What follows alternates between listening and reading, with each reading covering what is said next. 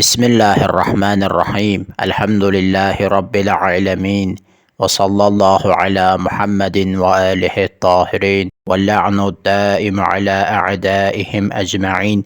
Biz bəzi vaxtlarda Vəhabilərin bir qəribə xasiyyətinə işarə etmişik, bir neçə mövzuda bu barədə danışmışıq. Bu bidət əhlinin, bu baldırpərəst qövmün, bu fırladan qövmün xasiyyətindən biri budur ki, istədikləri məsələləri rahatlıqla öz xeyirlərinə fırlada bilirlər. Ona görə də biz bunlara fırladan qövm deyiriksə, tam da bu ad bunlara yapışır, oturur və tam da düz bir addır. Məsələn, biz bir neçə gün bundan qabaq bu barədə danışmışdıq. Deməli, biz bunlara sual ünvanlamışdıq ki, daha doğrusu bunlar birinci dəfə bizə sual ünvanlamışlar ki, Mövlud qeyd edilənlərə sual veririk ki, bu itaətdir, yoxsa məsiyyətdir, itaətdirsə, bunu nə bilim Peyğəmbər bilirdi, yoxsa yox, bilirsə bizə deyib, yoxsa yox. Nəticədə güya bizi bidət əhli və məsiyyət əhli günahkar çıxartmaq istədilər. Biz də nəqizi cavab olaraq onlara belə bir sual ünvanladıq ki, yaxşı, bəs onda Mövlud deyirsinizsə, bəs onda radiyallahu anhu deməyiniz niyədir? Əlbəttə bizim həlli cavabımız da var və qeyd eləmişik, bu birinci dəfə meydana çıxmayıb ki, bu əsrlər əvvəl əhlüsün alimləri də buna cavab veriblər, şiə alimləri də. Və nəqizi cavab ünvanında sual ünvanladıq. Bu vəhabilər isə təbii ki, hər məsələdə fəhimləri dayaz, dar düşüncəli olduqları üçün bu məsələdə də düşünə bilmədilər. Yəni, başa düşmədilər ki, biz sual verməkdə məqsədimiz nədir? Yəni, nəqizi cavabı bunlar necə başa düşürlər? Yəni, sən bu suala cavab ver, orada işin olmasın, onu sonra danışarıq ki, bidət əhlinin işi, şəni budur ki, cavab verə bilməyəndə başlayır eyni şəkildə sual verir. Başladılar bu cür söhbəti fırlatmağa və vəziyyətdən çıxmağa. Sual verirlər, rafizlər deyir ki, əgər Mövlud keçirmək bidətsə, bu da siz də sahabələrə deyirsiniz, o da deyir bidətdir. Qardaşım, nə ilə qarşılayırlar, nə ilə bağlayırlar, əlaqələndirirlər. Ümumiyyətlə, bidət əhlinin hamısının istər rafizi olsun, istər əşarisi olsun, fərqi yoxdur. Bidət əhlinin şəni budur. Suala cavab tapmayanda qarşı tərəfə nə edir? Sual verir. Sən cavab ver. Onda niyə bu belə olur? Onda bu niyə belədir? Qardaş, sən sual ver. Düzdür? Sən suala cavab ver. Onda onu saxlayan söhbət eləyərik. Əslində nəqizi cavab nə olan şeydir? Nəqizi cavab sual ünvanında verilən bir şeydir təqribən. Yəni bu məntiqlə əgər belədirsə, sənin sözün belədirsə, onda bu məntiqdə bu da bu cür olmalıdır. Bu şəkildə sual verirlər. Yəni əslində onlara biz başa salmağa çalışırıq ki, əgər sizin qaydanız, məbnanız budursa ki, Peyğəmbərin vaxtında bu şey olmayıbsa, heç vaxt din ola bilməz. Xeyr olsaydı Peyğəmbər bunu deyərdi. Bu qaydanı onda yaxşı, burada niyə tətbiq eləmirsən?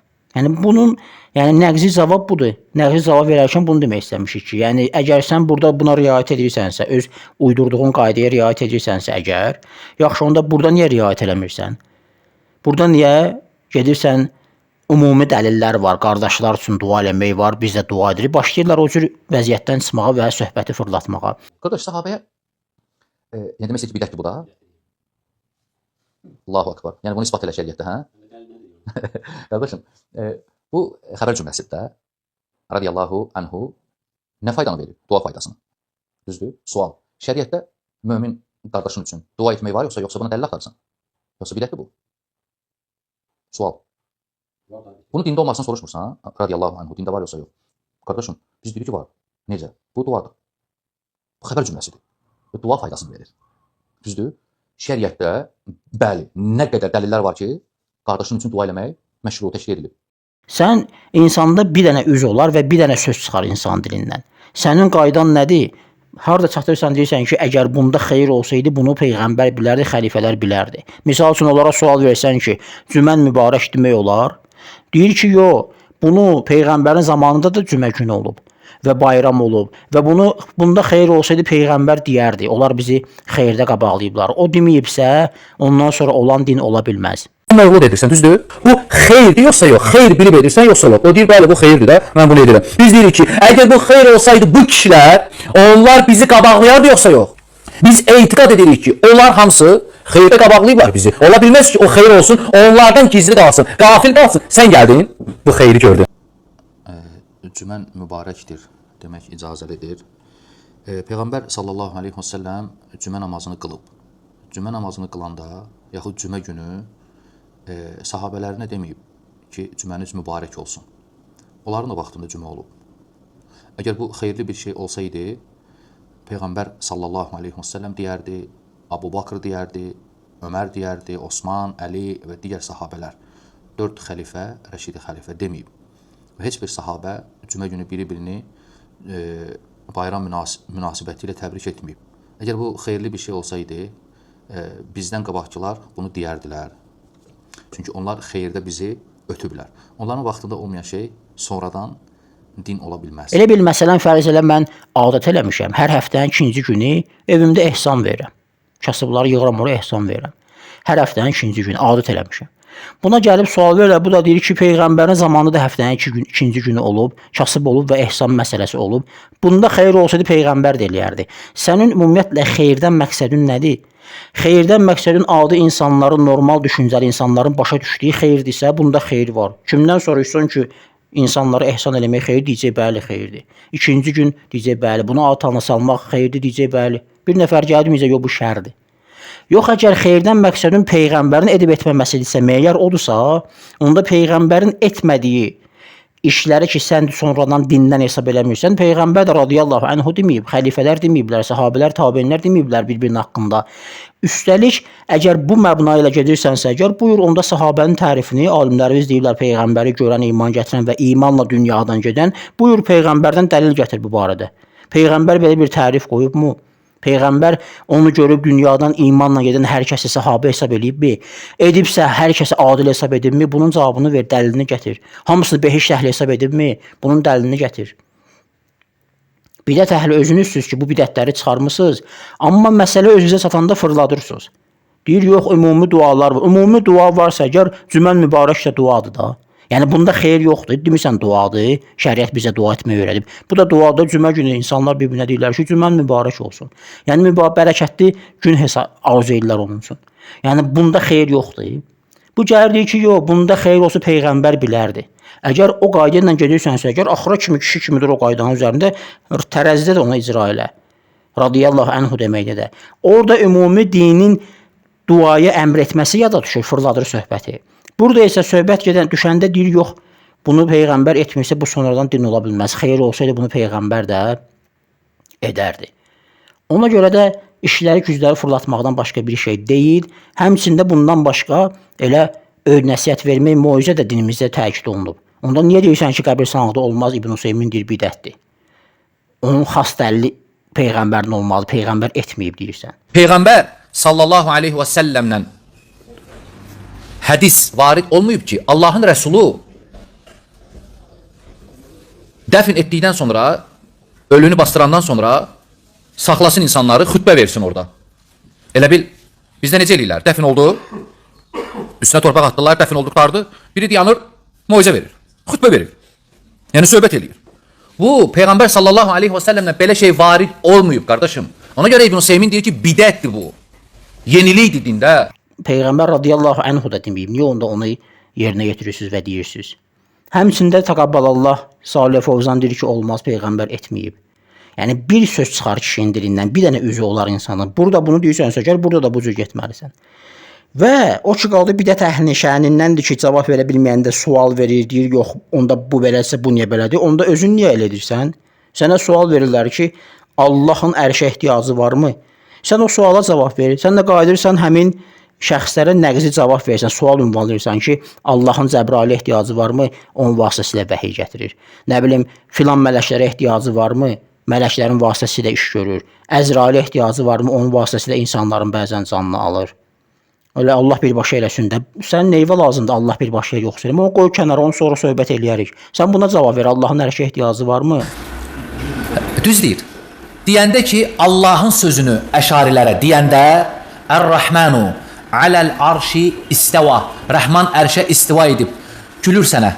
Deyir ki, Allahın ərşə nə ehtiyacı var ki? Deyirsən, qardaşım, mənim sözüm deyil bu.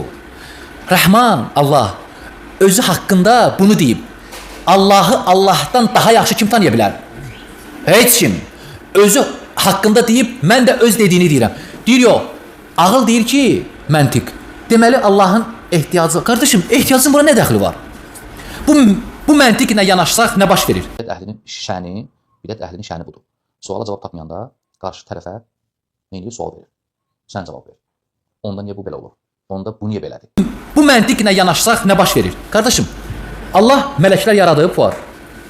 Hərəsinə bir xüsusiyyət verib yoxsa yox?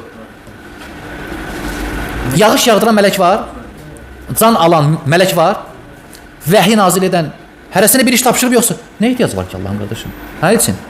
Qardaş, sən sual veriblər. Düzdür? Sən suala cavab ver. Onda onu saxlayan söhbət eləyərik. Allah'ın ehtiyacı var.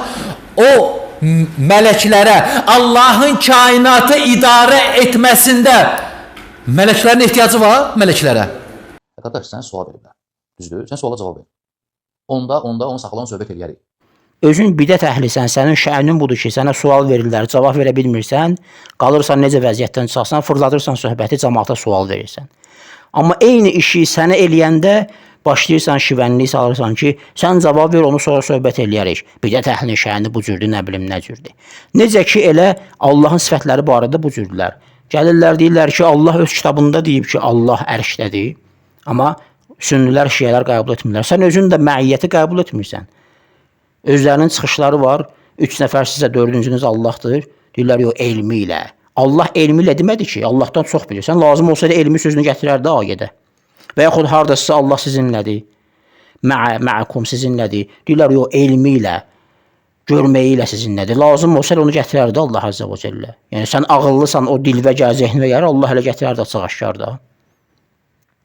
Və yaxud da kullu şeyin halikun illə vəchəhu. Hər şey həlak olacaq Allahın vəcihindən başqa.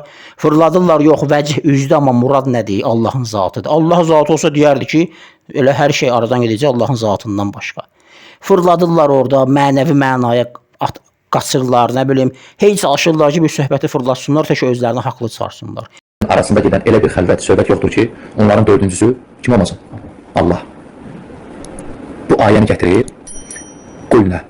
Biz deyirik ki, ilmuhu və basaruhu ma'ahu. 3 nəfər söhbət edir. 4-cüsü Allahdır. Ayrıdır. Nə qəst edilir? Özü yoxsa ilmi? Yəni Allah orada da 4-cüsü Allahdır. Nə mənadır? Eşidir də yəni. Əhsən. İlmuhu və basaruhu ma'ahum. Onlarladır. Allah Subhanahu taala buyurur ki, yer üzərində olan hər şey məhv olacaq Allahın üzündən başqa. Və sual budur ki, burada Allahın üzü deyəndə, yəni Allahın zatı nəzərdə tutulur, yoxsa Allahın üzü? Biz desək ki, Allahın üzü, bəli, Allahın üzüdür. Və lakin burada murad Allahın zatıdır. Bir dənə qaydan varsa gəl, burada da kişi kimi bir üzdə ol, bir qayda ilə get. Dinlə zahiri məna götürürük, zahiri məna da üzdür. Deməli, əli, qolu, budu, baldırı aradan gedəcək, bir dənə üzü qalacaq, belədir.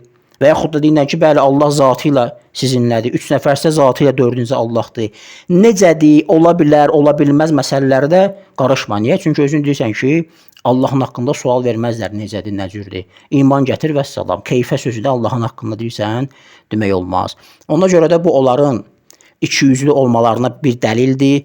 İkili standartlara danışırlar. Özlərinə sərf eləyəndə fırladıb bu cür deyirlər, sərf etməyəndə fırladıb bu cür deyirlər və bunların məzhəbi də bundan ibarətdir. Ona görə də heç biri hünər eləyib nə canlı bəhsə, nə də ki öz kanalına cavab vermək şərti ilə tərəzi məsələsinə girişmirlər. Girişəndə cavab alıb qaçıb gizlənirlər. Sahabə ədaləti bəhsinə gəlmirlər. Sahabənin tərifini uydurmusan, hardan uydurmusan, kim verib o tərifi sənə, bu barədə danışmırlar. Xəbəriyyə sifətlərində bu mövzuları danışmırlar və gizlənirlər, bununla da özlərini haqlı hesab etməyə çalışırlar. Velhamdülillahi Rabbil alemin və sallallahu ala Muhammedin və alihi tahirin. Allahu akbar. Allahu akbar.